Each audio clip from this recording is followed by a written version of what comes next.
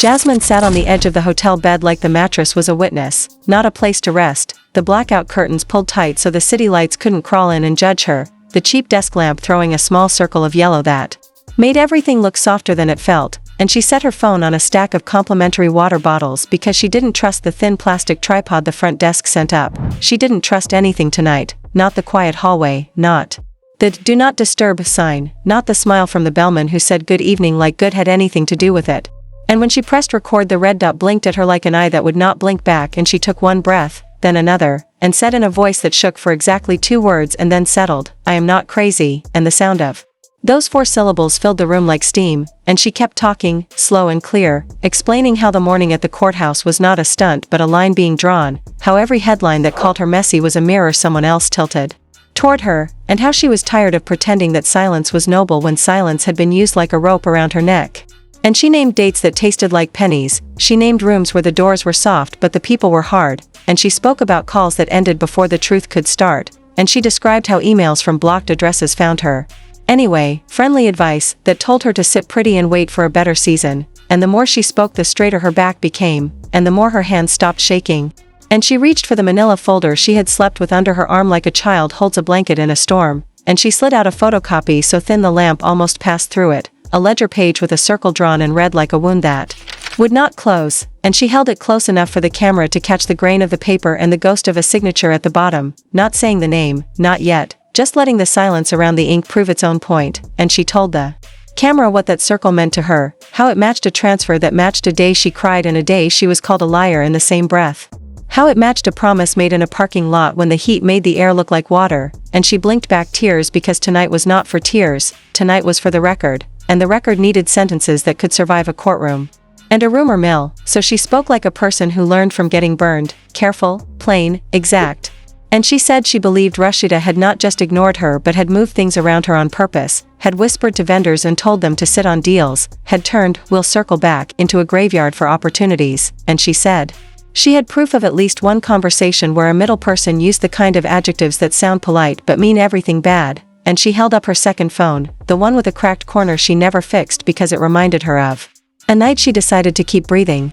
And she scrolled to a screenshot with names blocked because she was not trying to be reckless, she was trying to be heard, and as she talked the hotel air conditioner clicked on with a little shudder like even the machine was nervous, and the curtain hem swayed as if something behind it had exhaled, and she told herself not to look, not to spook herself, because fear was how they got you to stop, fear was how they made you swallow your own voice, and she would not do that tonight.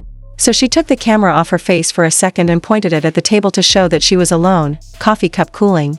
Room service napkin folded into a fake swan because she liked to see something pretty even when everything ugly was louder. Then she tilted the phone back to her and said the part she had avoided for months, the part that made her sound like she wanted pity even though what she wanted was oxygen. She said she had been followed, not every day, but enough days that she learned the sound of a certain engine like the chorus of a song she hated.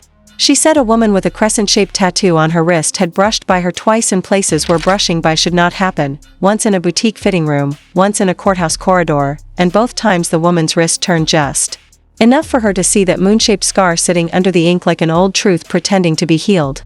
And she said she didn't know if that woman worked for anyone or everyone, but she knew that the tattoo matched a hand in a photo that matched a line on a document, and she said no, she would not say the name on camera, but yes, she would say that it was a name nobody posts because everybody owes. And she let that hang there because sometimes the shadow tells the story better than the spotlight, and when her voice broke on the word owes, she let it, she did not straighten it, she did not start over, because the whole point of a confession is that it is not pretty, and she confessed one more thing, something not about money or brands or press. She said she still wanted to believe the person she once called late at night for advice was not the same person signing off on calls that dried up her life. She said she still wanted to believe Miss Charlene would pull someone's ear and say, do right. She said she still wanted to believe Rasheeda would remember what it felt like to be the one on the outside of a smooth door, but belief without proof is a luxury she could not afford anymore. And she looked straight at the lens like it was a throat she could finally speak into and said, I'm not here for a TV moment, I'm here so I can sleep. And then she took a breath that sounded like a door opening and she went further than she thought she would. She talked about the meeting in a glass office where a man with 2 white teeth smiled with everything but his eyes and told her he loved her authenticity right before he cut her fee in half. She talked about how the internet makes you loud and small at the same time, and how the worst part of being called a liar is that you start downshifting your own memories just to make them easier to carry.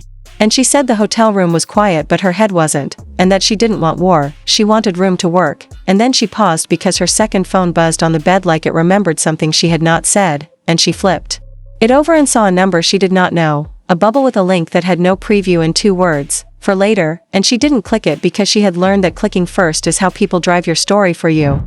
So she screenshotted and tucked it into a folder called Lawyer, and she put the phone face down again like you put a thought back into a drawer, and she looked into the camera and said for the record that she would hand over the ledger page to the court in the morning, that she would answer any discovery that did not feel like punishment disguised as process, that she would not be bullied offline again, and as she said that, somewhere between the hotel ceiling and the cheap art print on the wall, a little green bar on the corner of her screen flickered, a sync icon doing what sync icons do, backing up her words to a cloud she could not see and would never meet, and in a narrow office across town where the rent was paid by pop-up ads and adrenaline. A laptop with a name that was not a name blinked a notification that said new file detected, and a script that had been waiting like a trapdoor did what it was built to do. It whisked her video out of her phone's sky and into someone else's pocket before she even finished her sentence. But Jasmine did not know that yet, could not know that yet, she only knew that she was finally saying what she had swallowed for months, so she kept going. She moved from anger to specifics again because specifics survive. She described a certain weekend when a check that should have cleared did not, and the excuse was bank holiday, except it wasn't a bank holiday, and 3 days later someone celebrated a new partnership that sounded a lot like the one she had been promised. And she did not curse, she did not slam the table, she just let the dates and times stack up like bricks, and the more she stacked the steadier she sounded, and when she mentioned Tasha K she did it without shade. She said the blogger had been loud but not wrong about everything. She said if people were angry at a microphone maybe they should ask who put the song on, and she laughed once, a short dry sound that said she was tired of pretending the audience was the only problem. And then she folded the ledger copy and slid it back into the folder and held the folder to her chest again and whispered thank you to no one, and she told the camera she would be turning this file over to her lawyer first thing, no edits, no cuts, raw like it happened. And she looked at the red dot again and asked herself if she was done, and part of her said yes, you did enough, and part of her said not yet, say the part about fear so the next girl knows she isn't weak when she shakes, so she said it. She said walking through a lobby with people pretending not to film you feels like being measured for a box you didn't order. She said getting called brave by people who would never hire you is a compliment with a knife in it, and she said if you are watching this because you want to hate me, I hope you find something better to do with your fire, and if you are watching because you have lived this, I hope you feel less lonely for 5 minutes, and she was about to hit stop when the hotel door made a soft sound, not a knock, more like a weight leaned against wood and then taken back, and she froze because fear is older than words, and she put her finger to her lips out of habit like she could quiet the air, and she set the phone down so the camera faced the ceiling and the shot went strange and tender, lamplight, a slice of curtain, the edge of her knee, and the audio caught her bare feet crossing the carpet, and the chain sliding into place, and her voice, low and careful, hello? And the hallway stayed a hallway, and whatever had pressed against the door learned manners and left, and she breathed out and laughed again, that dry sound, and she came back into frame and picked up the phone and said into it, see? That's my life. Everything is almost, and she almost hit stop, she almost gave herself the mercy of an ending, but she remembered one more detail and held up the second phone once more to show a VoIP call log with a number marked private that had called 3 times a week for 5 weeks and never once left a message. And she said she would be giving that number to the court too, and she said if anyone was thinking about calling tonight they should understand she was done being scared, and she reached toward the screen and her fingertip hovered like a plane, waiting for clearance, and as she finally tapped, somewhere else Tasha K was already checking a file that looked a lot like this one, her chat already set to go live when the number hit a threshold, and somewhere else Kirk lay on a hard bed with his hands behind his head staring at a ceiling that looked like every ceiling and thinking about a wrist with a crescent on it and a year he got sloppy. And somewhere else a woman with that same crescent on her skin walked past a hotel front desk and did not look up when the clerk said good night because she had never once needed permission to leave, and when the recording stopped the room did not change, the lamp still hummed, the curtains still hid the city, the water bottle still held up the phone like tired shoulders. And Jasmine sat very still and let the quiet press down, and she told herself the hardest part was done even though she did not know a different hard part had already begun, and when the second phone buzzed again and showed a new message from the same unknown number, 2 words this time, not bad.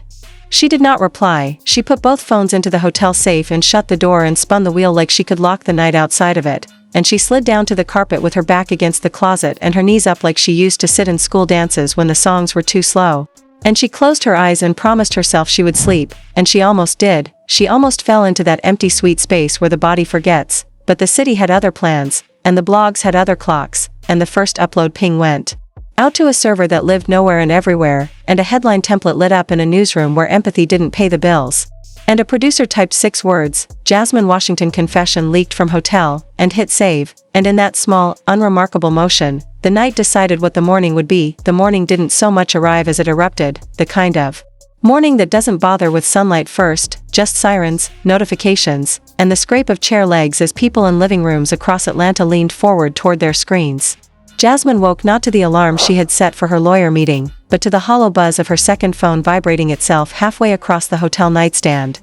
She blinked into the half-dark, the blackout curtain still sealed, and reached for it like someone pulling a rope out of water, already dreading what she might pull up. The lock screen was littered with messages, half from numbers she didn't save, half from contacts she hadn't spoken to in months, and all of them had one thing in common, links.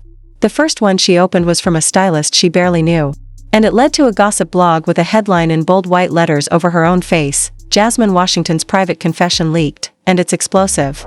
The thumbnail was her mid-sentence, eyes fierce, the circled ledger page bright under the hotel lamp. Her stomach dropped before the sound even played, because she knew this wasn't a snippet.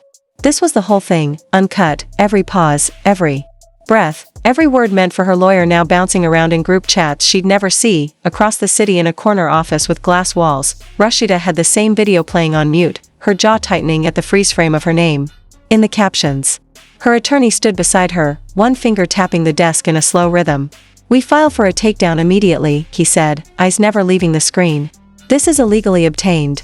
Miss Charlene was perched in the corner, arms folded, watching the loop with a smirk that didn't reach her eyes. "Doesn't matter if it's illegal," she said. "It's out. And people believe the first version they hear." Rasheeda didn't look at her. "Then we give them a louder one." She reached for her phone and started typing, every word measured to sound both wounded and unbothered. Her lawyer was already drafting a public statement, but she knew statements were wallpaper. If she wanted to hold the line, she'd have to make moves that felt like headlines in themselves. In the county jail, Kirk had claimed the TV remote. Before breakfast, the kind of small power you hold on to when bigger powers are deciding your fate. The news station was running the clip on repeat, splicing in B-roll of him in cuffs from months ago, pairing his old scandals with Jasmine's fresh words like they were chapters in the same book. His cellmate snorted. "Damn, she's good." Kirk didn't answer, just stared at the crawl of text under the footage. Alleged interference in business deals. Ledger document, possible third-party involvement. The mention of a third party made his mind flick back to the tattooed wrist, the scar under the ink, and the whispered warning about codes and ledgers. He knew whoever had sent Jasmine that document wasn't doing it to help her. They were setting the table for something else, something that could drag them all under. Meanwhile, Tasha K was live, her chat box a waterfall of emojis and all-caps comments. She'd been up since dawn, switching between tea and coffee, feeding her audience in slow bites. On screen, she played the hotel video for her viewers, pausing every few minutes to zoom in on details. "Look at this right here," she said, circling the reflection in the window where a blurred figure seemed to move. "Y'all see that? That's not her shadow, baby. That's company." The comments exploded, theories firing off like popcorn. Some swore it was Kirk. Others said the crescent tattoo was barely visible in the reflection. Tasha leaned in closer to the mic. "If you think the video is the story, you're wrong. The story is how it got out. You think Jasmine hit send? Or you think someone wanted her words out before she could use them in court?" She let the question hang like smoke, then smiled in that way she does when she knows she's already started a fire. By mid-morning, the hashtags had stacked up. Hashtag hotel confession, hashtag ledger leak, hashtag receipts over reputation. Burners accounts posted slowed-down clips of Jasmine's tears, claiming they could tell which parts were real and which were performance. Influencers made duets, reacting in split screen with shocked faces or mock applause. One thread, with thousands of likes, broke down every item visible in the hotel room, speculating about the brand of wine glass, the cost of the curtains, the significance of the napkin swan. What no one seemed to realize was that the swan had been in frame during the reflection moment, and in that reflection, the figure's head turned toward the camera just before disappearing. Jasmine's lawyer called twice before she answered. His voice clipped. "Do not post. Do not respond. We need to meet now." She was already pacing the carpet, the folder clutched under her arm like armor. "You saw it?" she asked, even though she knew the answer. "We all saw it," he said. "And so did opposing counsel. This changes our strategy." She glanced at the hotel safe where both her phones had been locked away overnight, thinking about the text, "Not bad. And wondering if the same person who sent that was watching her pace right now, over at the Frost Bistro, the independent manager installed by the court, was fielding calls from reporters pretending to be customers. Outside, two small crowds had formed, one chanting for justice for Jasmine, the other waving signs about standing with Rasheeda. Inside the kitchen, a line cook streamed Tasha's live on a propped-up phone, the audio barely audible over the clatter of pans. The waitstaff took bets on how long before the restaurant's name trended again, not for food but for scandal. By noon, Rasheeda's PR team had put her in a carefully lit Instagram live. She sat at her boutique's front counter. Soft music in the background, wearing muted tones. "I don't usually respond to noise," she began, her voice calm, "but when someone decides to weaponize private conversations and twist them into false narratives, I have to speak my truth."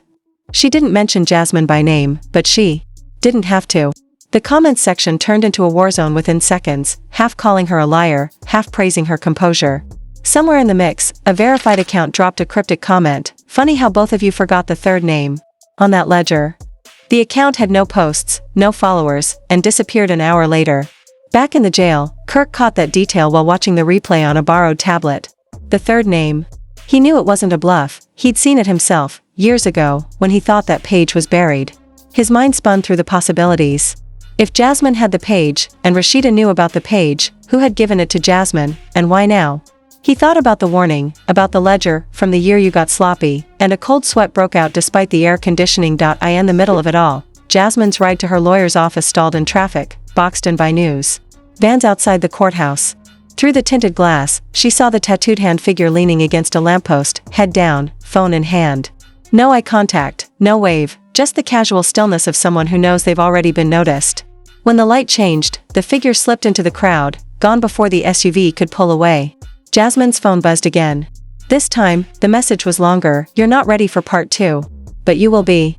By late afternoon, the hotel video was playing on national talk shows, spliced with pundits debating whether this was defamation, free speech, or performance art. One legal analyst warned that the leak could make Jasmine vulnerable to counterclaims. Another hinted that if the ledger was authentic, it might trigger an investigation far beyond Atlanta.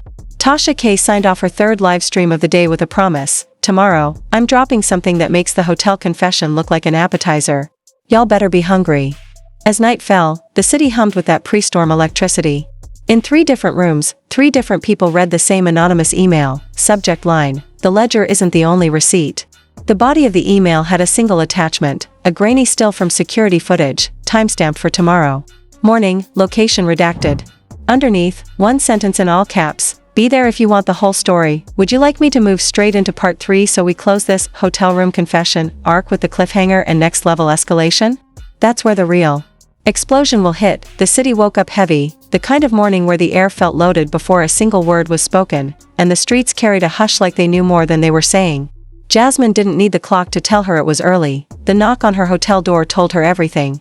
It wasn't room service, it wasn't her lawyer, it was that slow, deliberate rhythm again, polite enough not to trigger alarms, firm enough to mean business.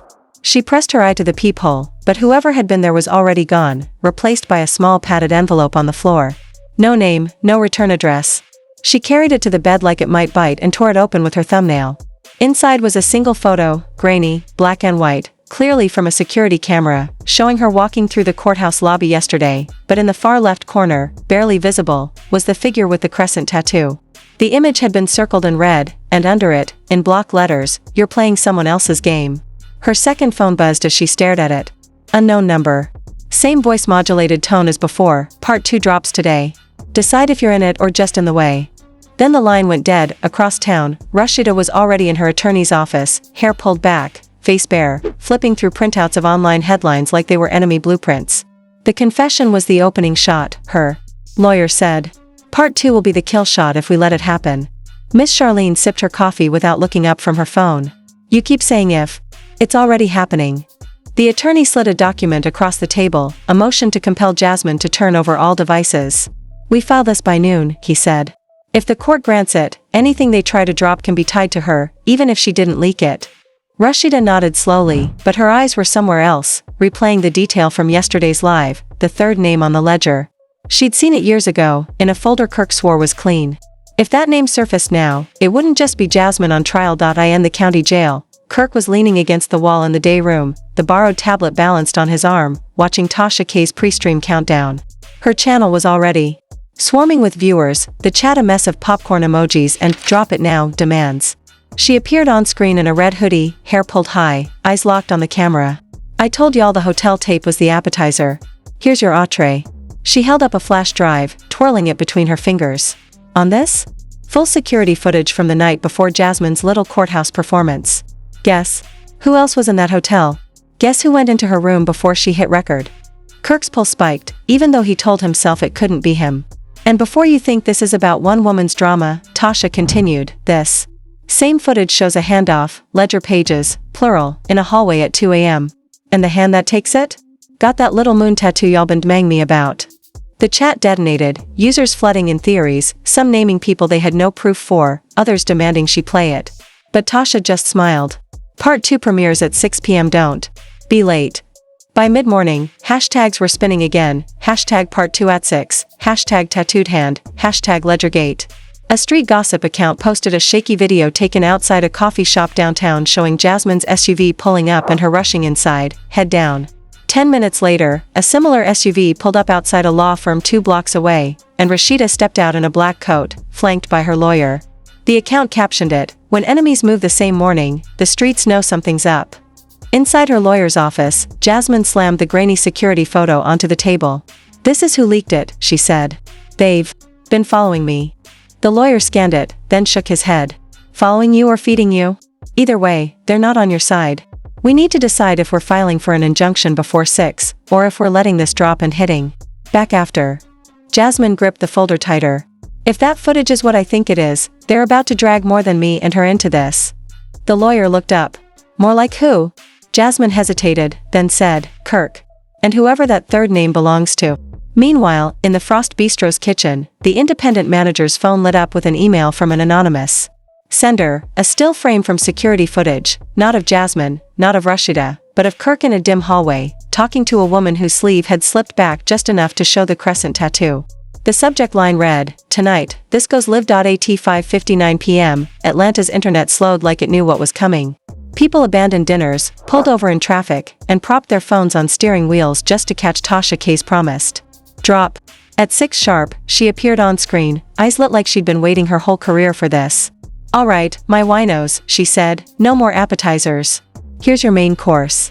The footage rolled, the hotel hallway, time-stamped. The night before the confession. Jasmine walking toward her room, folder in hand. A minute later, the tattooed hand figure stepping out of the elevator, slipping inside her room without knocking. 20 minutes pass. Then the door opens, the figure steps out holding a different folder, tucking it under their coat. The camera zooms in on the wrist, the crescent tattoo sharp in the grain. Tasha froze the frame, letting the image burn into the viewers' minds.